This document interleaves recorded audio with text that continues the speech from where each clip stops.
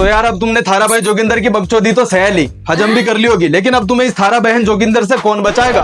थारी बहन जोगिंदर क्या आ जाएगी डांडे पे मट्टी लेवे, घरे इतना लीपेगी कि किसी ने सोची ना हो। हाँ, यो थारी बहन जोगिंदर इतनो हगेगी कि किसी ने सोची ना होगी।